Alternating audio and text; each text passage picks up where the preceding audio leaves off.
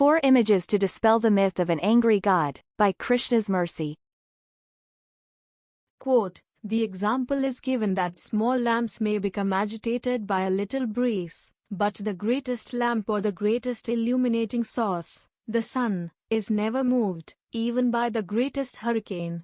One's greatness has to be estimated by one's ability to tolerate provoking situations.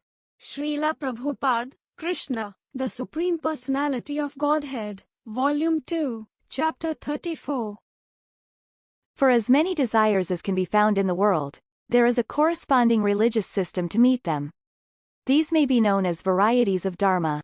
In Bhagavad-gita, Krishna advises Arjuna to abandon the varieties and stay true to the singular purpose, in full surrender to the Supreme Personality of Godhead.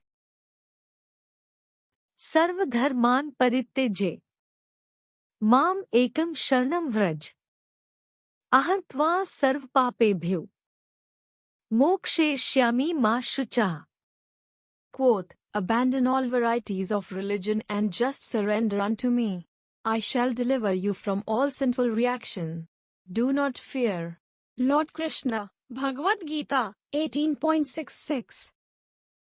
The followers of the different varieties of religion may not view things in the same way. Through dogmatic insistence and allegiance to a particular faith, as they call it, they have their own view of God. It may be along the following lines. My God is an angry God. He does not have a sense of humor. He will not take too kindly to those who fail to surrender to him. This is your only chance. Repent now and be saved. Stay in your sinful ways and you will suffer in hell for eternity. My God is a vengeful God. He will not forget the choice you made. Many images come to mind from the Vedic tradition to dispel this idea. As His Divine Grace A.C. Bhaktivedanta Swami Prabhupada explains, one way to measure greatness is to see the degree to which a person can tolerate a provoking situation. 1. Rama leaving for the forest. This story involves the avatara of Vishnu known as Rama. God is not limited to a single manifestation or a single image. Just as we change in appearance in a single lifetime, so the external visual of the Almighty does not have to remain fixed. We go from birth to birth, and Vishnu can go from appearance to appearance. Sri Rama easily could have been provoked when he received the news of the sudden change in plans with respect to succession in the kingdom of Ayodhya. He was supposed to be the next king, as he was both the eldest son to the monarch and the chosen one based on consensus of the royal advisors. The father, King Dasharatha, was caught between a rock and a hard place. His youngest wife, Kaikeyi, put him in a bind. Rama could have objected. He could have thrown in the line, "Do you know who I am?" Instead, Rama left for the forest. He gave up the throne. He did not hold enmity. Rama's departure is a clear indication of the quality of vairagya found within Bhagavan. One way to know God is to find the person who is most renounced. One way to measure renunciation is to see just exactly how much a person is willing to set aside. 2. Krishna lifting Govardhan. When Vishnu appeared as Krishna, there was a famous incident that led to the now annual tradition known as Govardhana Puja. As a small child living in the Gokul community, Krishna convinced his father, Nanda Maharaj, to worship Govardhan Hill one year. This was instead of the annual yajna in honor of Indra, the king of heaven. Though the residents weren't trying to provoke Indra, this caused him agitation, regardless. He could not tolerate the perceived insult.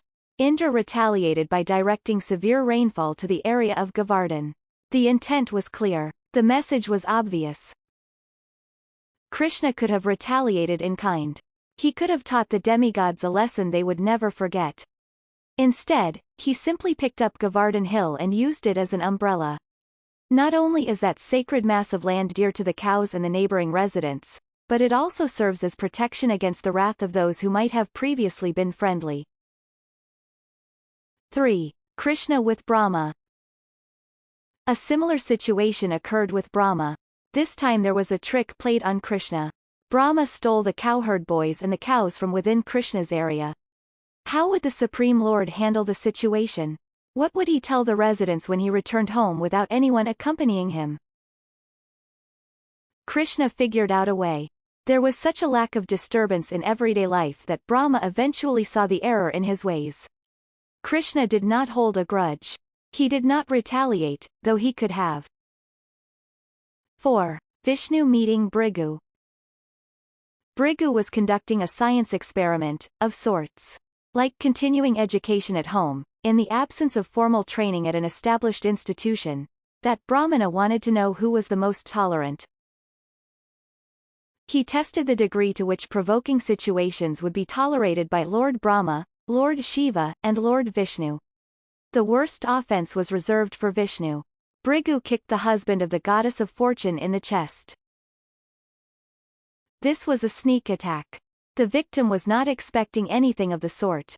Of the three, Vishnu had the most justification for being angry. He could have retaliated in kind and no one would blame him. Vishnu would be expected to keep the disrespectful in line, especially those who flagrantly violated the most basic standards of decency.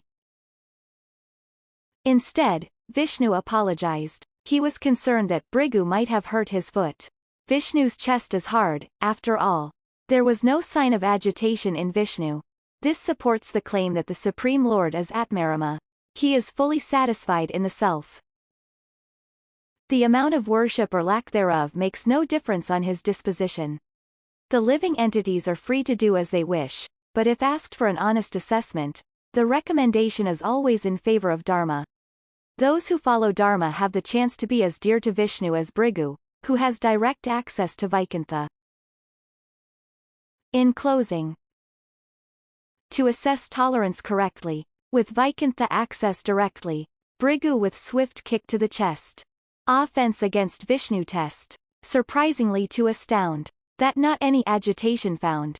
Vishnu considering Brahmana dear. His unlimited kindness clear.